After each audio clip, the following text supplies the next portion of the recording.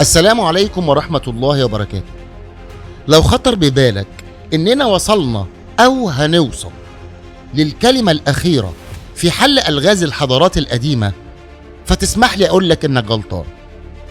فلم ولن يصل أحد مطلقا لحل ألغاز الحضارات دي.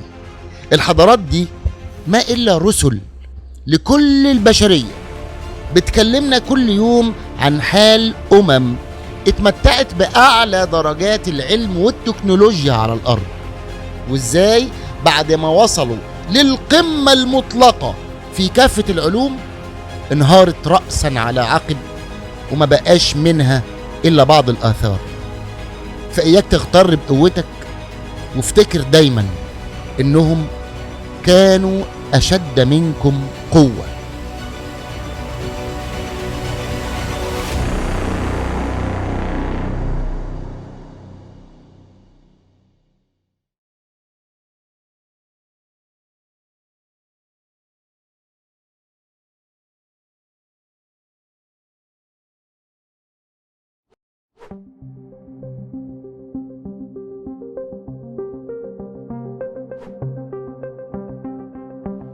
من أواخر القرن ال19 تقريبا لحد دلوقتي، والباحثين غير التقليديين بيقوموا بأبحاث مميزة ومنطقية جدا، واستنتجوا فرضيات قوية عن أصول وقوة وتقدم الحضارات القديمة، وده من خلال الاكتشافات اللي اكتشفوها وظهر بعضها للعلم. وبالرغم من قوة ورجحان الفرضيات دي بالمقارنة بالطبع لفرضيات التيار الأكاديمي والمسيطر على منصات البحث العلمي، إلا أن التيار الأكاديمي بمجرد ما تمت مواجهته بالفرضيات دي كانت ردود فعله غاية في الغرابة. فبدل ما يناقشوا الفرضيات الجديدة دي بصورة علمية، أو حتى يحاولوا التوفيق بينها وبين فرضياتهم التقليدية عشان يكون في حتى محاولة للتقريب للحقيقة وحل الألغاز المخفية عن الحضارات دي، وده بالطبع هيخدم البشرية وهيعيد إنتاج حضارات زي اللي فاتت. لكن مع الأسف تمت شخصنة القضية والهجوم الشامل على الباحثين الحداثيين دول، واتهامهم بأقذع الاتهامات والألفاظ، بل ومحاولة عرقلة نشر الاكتشافات الجديدة دي سواء في القنوات التلفزيونية أو حتى في المحافل العلمية. أمثلة كتير جدا ملئت بها الكتب من القرن ال19 إلى يومنا هذا. تعالوا نكشف اللثام عن أغرب وأعجب الصراعات الفكرية دي، واللي ما زالت قائمة إلى الآن، والحكم ليكم في النهاية.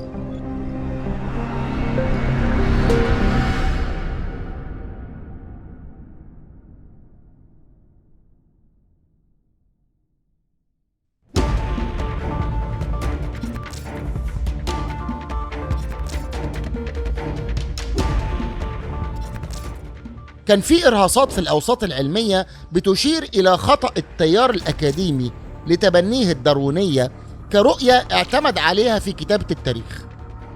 فالأكاديميين زي ما قلنا قبل كده بيعتبروا إن عام 3500 قبل الميلاد هو أول تاريخ لبداية مجتمع إنساني منظم، وكل الفترة السابقة للتاريخ ده كان البشر فيها بدائيين بكل ما تحمله الكلمة من معاني. من الإرهاصات دي اللي قالوا الأب الروحي للقنبلة الذرية الحديثة روبرت أوبنهايمر في مناسبة تفجير أول قنبلة ذرية في التاريخ الحديث: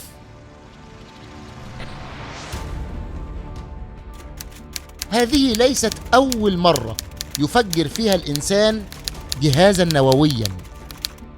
نفس الشهادة دي قالها ألكسندر جراهام بيل مخترع الهاتف، لما صرح إن ما نفعله هو إعادة اختراع لأجهزة قديمة.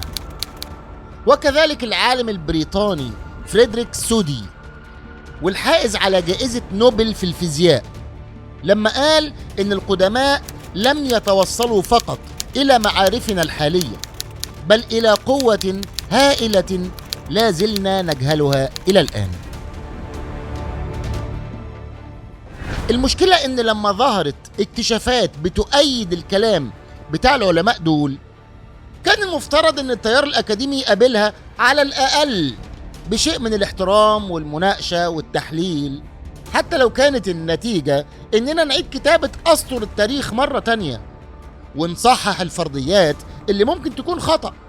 لكن بالعكس، لقينا هجوم كاسح واحتكار وكهنوت واغلاق للابواب امام اي باحث مهما ارتفعت رتبته العلمية ومهما كان متخصص وده مجاله العلمي اللي قعد طول عمره يدرسه. لكن ايه السبب؟ تعالوا نشوف. ده مثلا تصريح من مهندس متخصص في الأنفاق بيقول ايه عن هرم سقارة.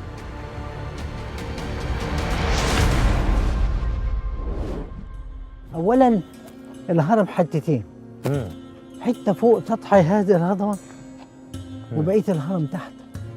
فاذا اعتبرنا منسوب هذه الهضبه صفر، ابتدي من صفر لغايه 55 متر تحت سطح الارض، هذا هو الهرم. 3 عناصر رئيسيه موجوده.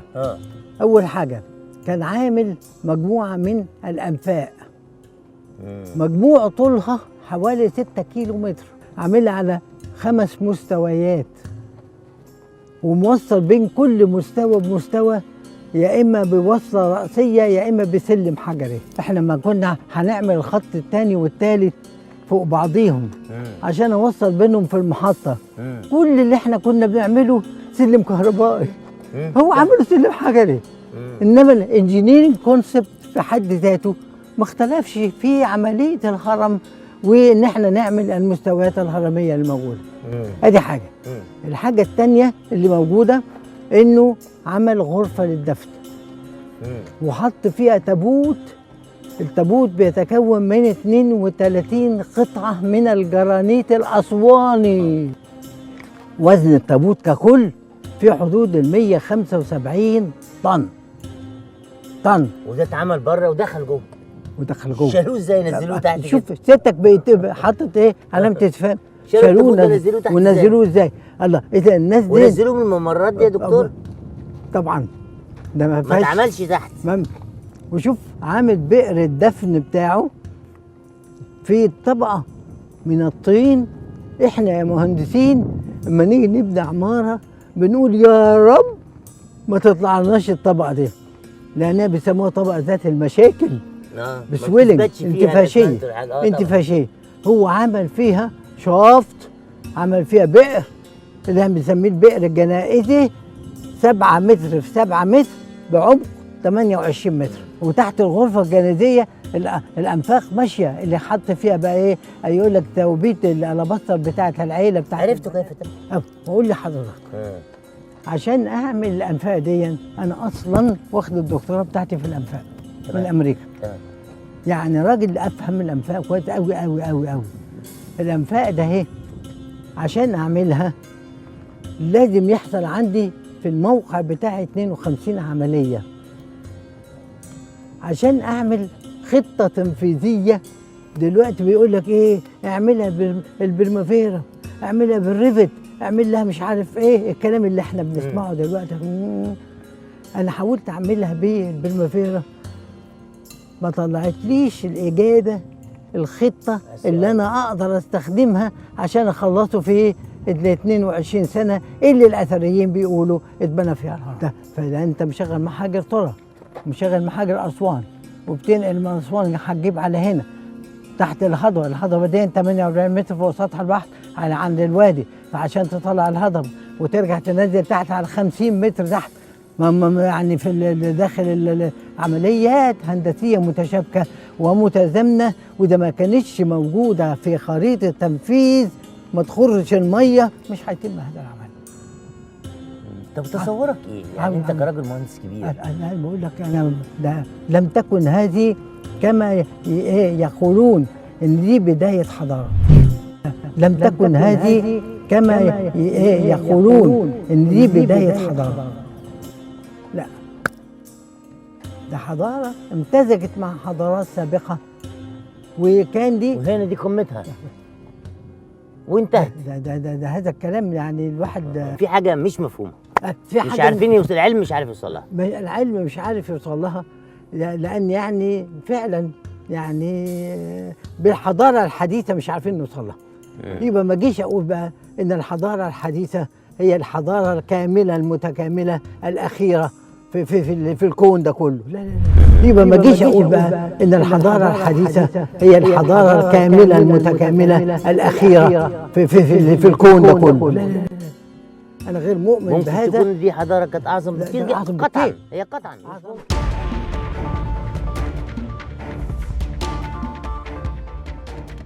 من الطرح ده نقدر نستنتج إن رؤية المتخصصين مغايرة تماما لما هو حقيقة ثابتة عند الأكاديميين المتخصصين بالآثار.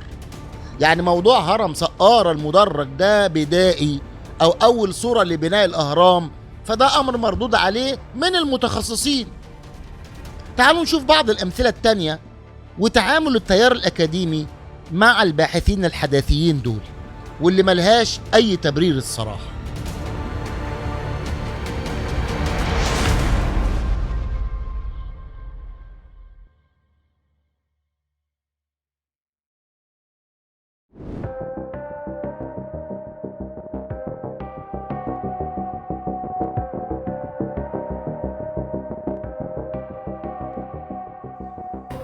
في عام 1993 بثت قناة MBC الأمريكية وثائقي بعنوان أسرار أبو الهول للباحث جون أنتوني ويست، وهو باحث مستقل، وكان معاه روبرت سكوتش وهو عالم جيولوجي.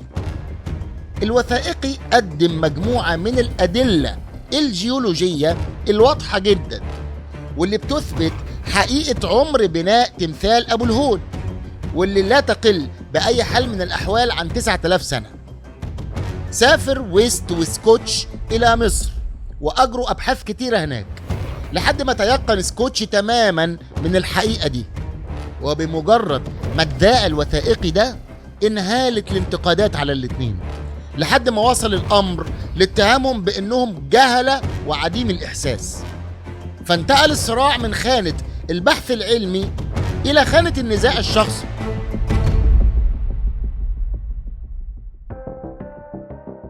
وبعد فترة مارك لينر وهو متخصص أكاديمي وكان معاه الدكتور زاهي حواس طلبوا مناظرة فكرية في الجمعية الأمريكية للعلوم المتقدمة، إلا أن الجمعية رفضت دخول ويست باعتباره لا يملك مؤهلات علمية مطلوبة في المجال ده، مع الأخذ في الاعتبار أن المجال ده بيختص بالعلوم الاجتماعية واللي ممكن اكتسابها وممارستها وتطبيقها من قبل أي شخص لأنها علوم غير تقنية. الرابط هتلاقوه في أسفل الفيديو. ومع الأسف تم إغلاق الملف.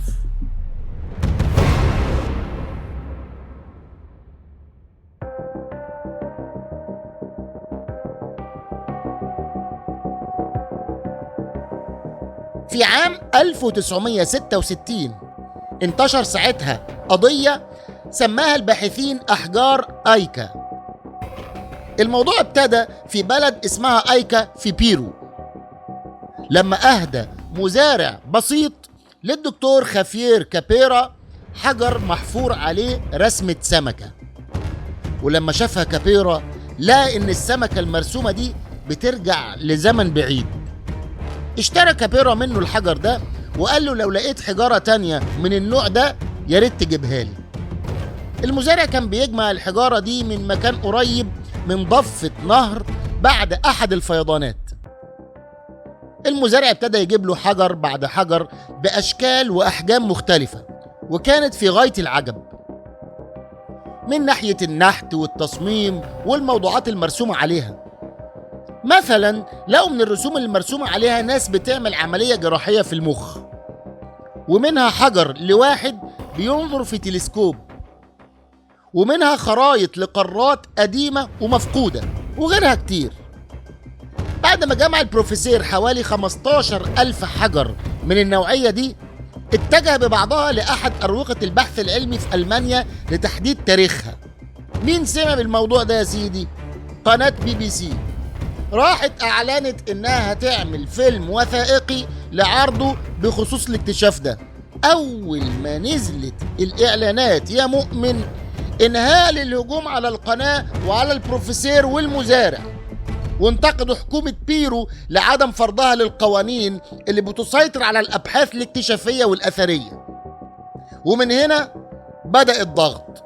قامت الحكومة نازلة فورا لاعتقال المزارع، وبعد الضغط على المزارع المسكين أعلن إنه هو اللي ناقش على الحجارة دي. طب اديني عقلك، إزاي ينقش على أكتر من 15,000 قطعة حجرية وهو راجل فقير جاهل؟ ينحتها إزاي بالدقة دي؟ وعليها أشكال مش متداولة ومش معروفة غير للمتخصصين، وناقشها لوحده وفي فترة أقل من 10 سنين. الرابط هتلاقوه في المصادر أسفل الفيديو. ومع الأسف برضو تم إغلاق الموضوع.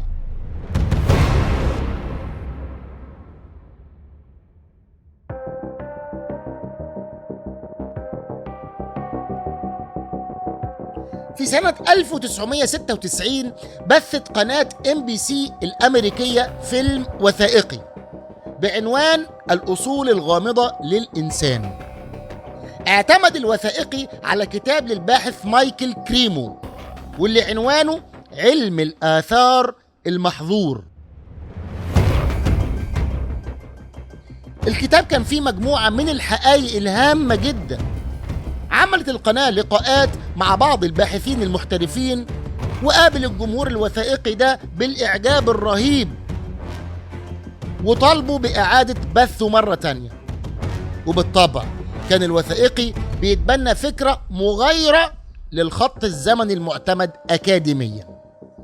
وكانت المفاجأة، دكاترة في جامعة كاليفورنيا وتكساس ونيو مكسيكو وغيرها من الجامعات العريقة قابلوا الفيلم الوثائقي ده بوابل من الرسائل السلبية، زي مغفلين، كذابين، والجمهور الأمريكي غير قادر على استيعاب أو تقييم التفاهات اللي بتدعو إليها.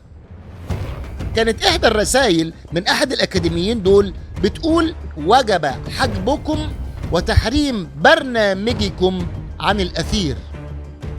حاول الدكاترة دول يوقفوا بث البرنامج، ولما فشلوا اتقدموا بقضية للحكومة الفيدرالية، وقالوا فيها على الأقل واجب الطلب من محطة MBC أن تقدم اعتذارات متتالية لمشاهديها لفترة مديدة حتى يفهم المشاهدون الرسالة جيدا، والتي تكشف عن حقيقة أنهم تعرضوا إلى الخداع، بالإضافة إلى دفع غرامة مالية كبيرة كعقوبة على فعلتها. وربما نستبدل الغرامة بإجبارها على إنتاج برنامج خاص لإعادة تثقيف الجمهور. يعني الخلاصة إن هم يعملوا وثائق تانية بتوافق وجهة نظر الأكاديميين ومخالفة للوثائقي الخاص بمايكل كريمو. وتم إغلاق الموضوع برضو مع الأسف.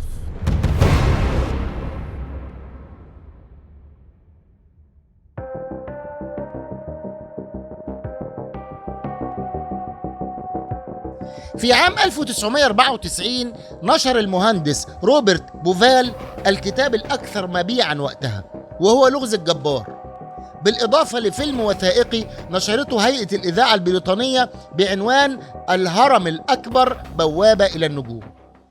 عملنا عن الموضوع ده فيديو اسمه الجبارين، يا ريت تتفرجوا عليه. ملخص الموضوع إن روبرت بوفال قدر يوصل لعلاقة ما بين النجوم وما بين سلاسل الأهرامات اللي موجودة في مصر. وأول ما نشر بوفال الكتاب والفيديو الخاص بالموضوع ده انقلبت الأوساط الأكاديمية رأسا على عقب، حتى إن أحد الأكاديميين عمل مؤتمر وفيلم تسجيلي وقلب خرائط النجوم ومواقعها بالنسبة للأهرامات وأبو الهول ونهر النيل، بهدف تحطيم اكتشاف روبرت بوفال وفريق بحثه. واترفع الموضوع لهيئة معايير البث بإنجلترا، وحكمت فيه هيئة معايير البث لصالح روبرت بوفال بأن الخرائط وضعت بشكل مقلوب وتم تقديمها للمشاهدين بشكل غير عادل. انت متخيل الوضع يا صديقي؟ هتلاقوا الرابط ده في صندوق الوصف. وتم برضو إغلاق الموضوع.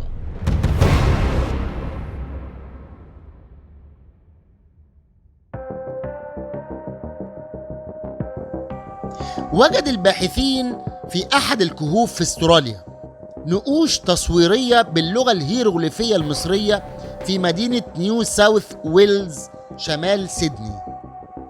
بتحكي الكتابات دي عن مجموعة مستكشفين مصريين نجحوا إنهم يوصلوا بسفنهم لشواطئ استراليا ونقشوا حوالي 250 نقش. حتى إن عالم المصريات راي جونسون ترجم النصوص دي وقال إنها بترجع لفترة الأسرة الثالثة. تم إغلاق المكان وعدم التصريح بدخوله لحد ما اتنسى، وما اكتشفوهوش تاني واتعرف غير لما واحد كان بيدور على الكلب بتاعه ووصل للمكان ده ونشر الموضوع. طب ليه؟ ومع الأسف برضه تم إغلاق الموضوع.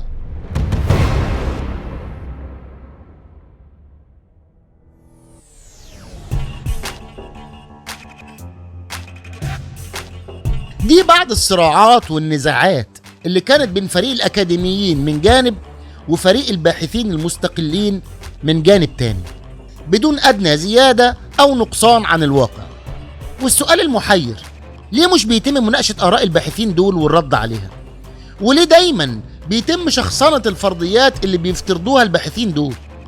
المفروض دي أفكار، والأفكار لا تواجه إلا بالأفكار، وإقامة الحجج بالدليل والبرهان في العلن وبشفافية تامة. وأسلوب قمع الأفكار المغايرة ده بتكون نتيجتها في النهاية إن الفكرة بتنتشر وبيعتنقها ناس كتير وأكتر، ده لو كانت الحجج أصلا قوية. هنكمل بإذن الله في الحلقات الجاية باقي الموضوع. أشوفكم على خير. كان معاكم طارق فتحي من قناة بارانويا.